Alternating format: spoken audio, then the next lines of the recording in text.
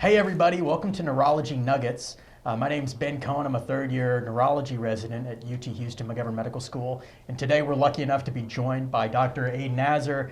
He's one of our stroke faculty members and a close mentor of mine. So thank you for joining us, Dr. Azher. My pleasure, Ben. Today we're going to be talking about adapting to new stroke guidelines regarding dual antiplatelets. So Dr. Azher, could you go over what those new guidelines are? Absolutely. So we're talking about the 2021 stroke guidelines for secondary stroke prevention that recommend anyone coming in with either a high-risk TIA, which is ABCD2 score of 4 or more, or a minor stroke with a NIH stroke scale of 3 or less, that we use dual antiplatelet therapy in them, especially using aspirin and Plavix, also called clopidogrel. After loading them with 600 milligrams of clopidogrel and aspirin 325, we continue dual antiplatelet therapy up to 21 days or up to 90 days in some cases, and then followed by aspirin monotherapy, which has actually shown to be beneficial for preventing more strokes and less hemorrhage. Okay, and could you maybe summarize for me and our viewers some of the pivotal clinical trials that went behind these recommendations? Absolutely, yeah. So the data we get for use of dual antiplatelet therapy is from two pivotal trials. First one was CHANCE trial out of China in 2013, published in NEJM, that studied people with the set criteria of high-risk TIA and minor stroke.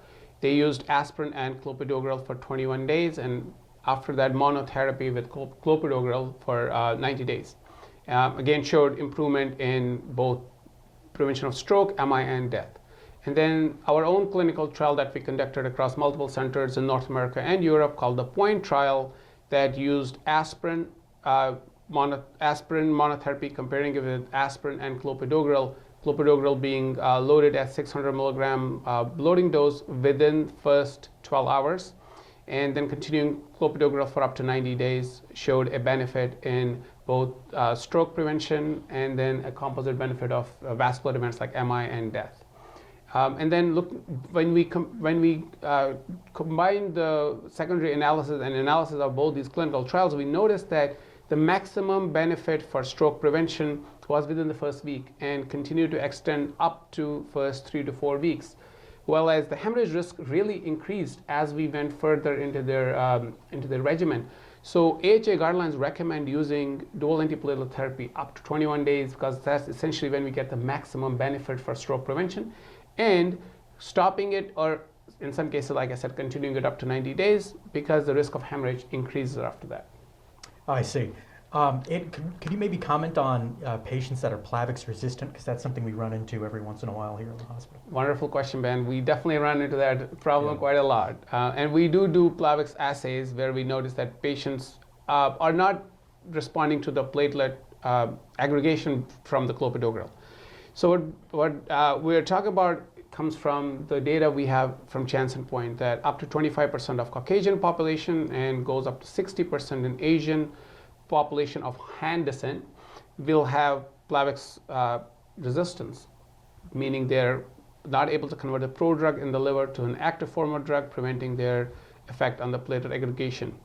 So it was studied both in different contexts. One trial that we often think about is the CHANCE-2 trial that studied clopidogrel plus aspirin versus Brilinta or ticagrelol versus aspirin up to 90 days. They also got 21 days of aspirin, both groups, and showed benefit with the ticagrelol group of stroke prevention and less or almost similar amount of bleeding events in those. And then our own clinical trial, the most recent one, Thales trial, that studied aspirin plus ticagrelol versus aspirin alone for use up to 30 days.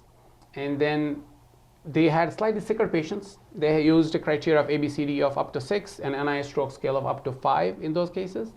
But these were also patients who had atherosclerotic disease, up to 30% extracranially, up to 50 or more intracranially.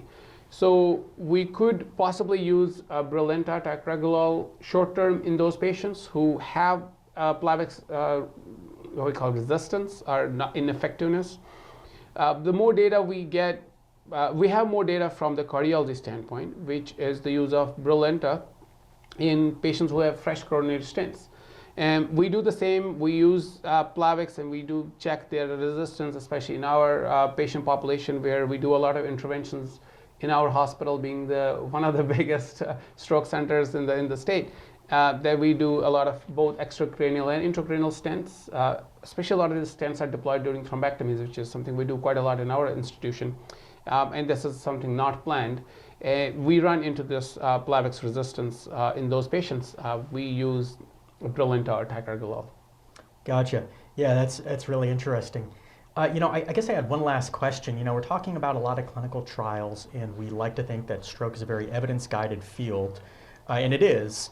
But frequently, the patients that come into our hospital in the middle of the stroke belt, and as a tertiary care hospital, part of the largest medical center in the world, these patients are very, very sick and don't necessarily fall into those predefined buckets that were described in the clinical trials. So, to what degree do we need to follow these clinical trials down to the letter, and to what degree do we have some leniency in our clinical judgment and how we handle situations? Wonderful question.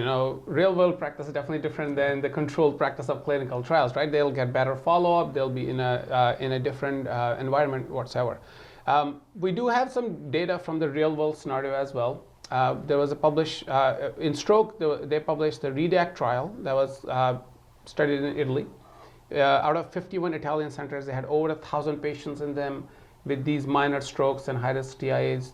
Almost 70% had a minor stroke, which is around 700 patients. And they noticed that out of those 70% patients, 30% were inappropriately treated with dual antiplatelet therapy, meaning not the exact way that the clinical trials were conducted, but in their own way. And these are the centers that were being studied. They had received education, they had received training, they were getting persistently online modules to sort of study that. Even then, up to 30% sort of missed the exact definition of the clinical trials. Also, when we look back at these clinical trials and look at their secondary analysis, we notice that in a lot of these patients, when you combine with other dual antiplatelet trials, even loading these antiplatelet agents later on in the course, say up to a week, actually did show benefit in stroke prevention. So it is still not something ideal. Ideal would be to sort of stick to the guidelines, see them in the ER, and then load them with dual antiplatelet therapy. But even if you see them in clinic with a stroke, say within a week, you can still use the loading dose of these second antiplatelet agent and continue to the full duration of, say, 21 days for these patients. That still confers a lot of benefit for our patients.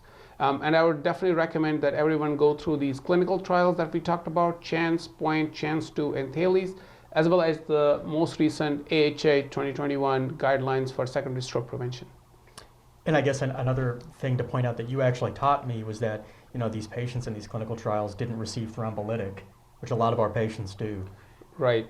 That's something we often encounter in our rounds as well. When our patients have received thrombolytics, everybody keeps talking about, hey, should we load the second antiplatelet agent? And I often remind our trainees that unless they have intracranial atherosclerotic disease that require dual antiplatelet therapy based off a completely different trial, SAMPRESS, we do not use dual antiplatelet therapy in patients based off of the trials we just talked about, because they were the ones that were not enrolled in these clinical trials, and we don't know if they will benefit from using dual antiplatelets or not. Yeah, very fair. Wow, I really learned a lot today, and hopefully our viewers did as well. Thank you so much for joining us and sharing your expertise. Absolutely, my pleasure.